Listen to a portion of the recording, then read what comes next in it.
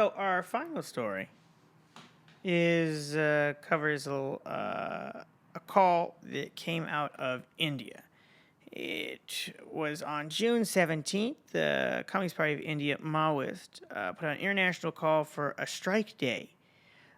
This came immediately after an international week of action in solidarity with the People's War in India in response to a recent attack and killing of several cadre and soldiers, the People's Liberation Army down there, specifically ending with the assassination of the General Secretary Dada, the CPI Maoist.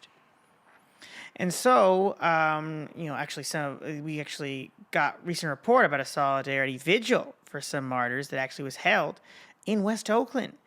We can link some photos that we were sent. There's a solidarity vigil in West Oakland around some of the recent martyrs made in India, and I thought it was an interesting connection to be made. But before we do that, I think just talking a little bit more about what's been going on in India is that in India, there's been a pretty, I think it's been an ongoing low intensity campaign being waged by the government against the people in India, specifically in central India amongst the Adivasi people.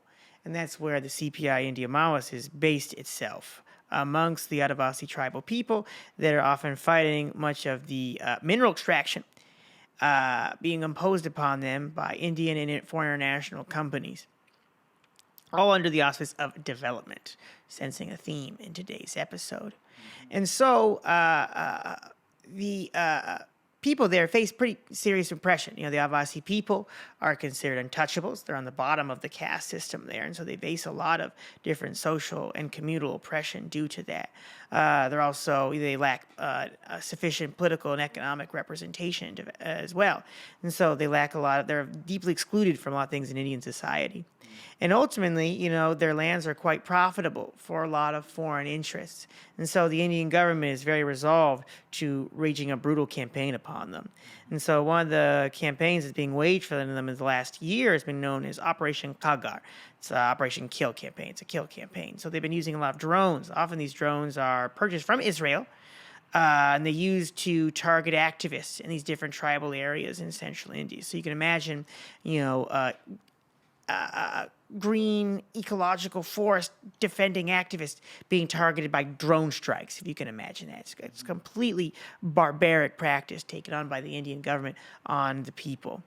And so in a recent encounter, I think at the end of May and the beginning of June, like almost 30 fighters for the CPI Maoist Adivasi tribal people in central India were killed. One of them was the General Secretary Dada.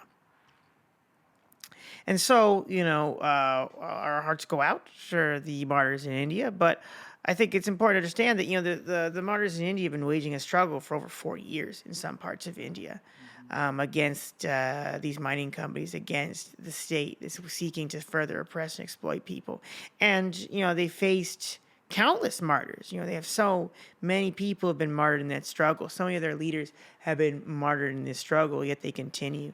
So I think it's a very important lesson. And so I think it was very interesting to hear that folks over here in our own local context wanted to make the connection to the Hugh P. Newton statue in West Oakland, because here in the United States, we also have a very pessimistic understanding of martyrdom, where, we often feel that our movements, particularly, I think often specifically for a lot of movements of color, specifically Black and Indigenous people, we often feel that our movements can't surpass because so many martyrs have been made. But I think when we look at the struggle in India, you see people that move on, just not even, I think, in the face of so many of their leaders being martyred, and really see this not necessarily as such a tragedy, but as an important step that people take in the struggle. That ultimately, that by becoming martyrs, they're actually, the greatest of us.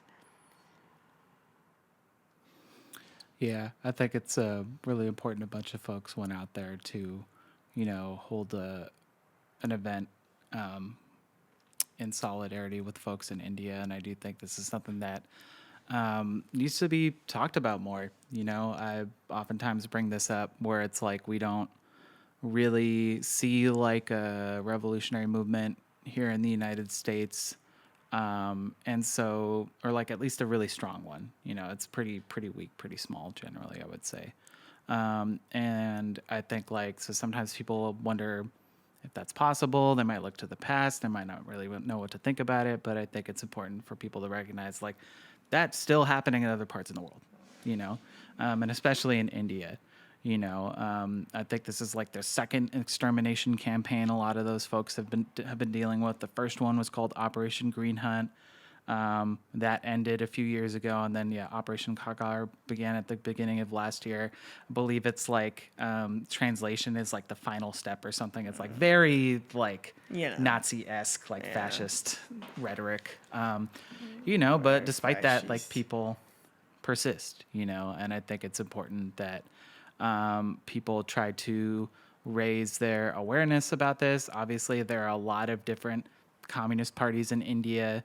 This is like clearly one of the most militant ones and one of the most principled ones, given that they don't specifically just run elections to try and end up collaborating with the fascist government. They're actually going out there and trying to defend working class people, defend peasants, defend indigenous peoples, from these different, from the government, from these corporations, from these different like fascist mobs that exist, and I think that's really not just to be commended, but to be studied and understood and to really show up for, because it's really inspiring to hear about a lot that's happening, and it's really heartbreaking to hear about when situations like this transpire, but at the end of the day, the fight goes on.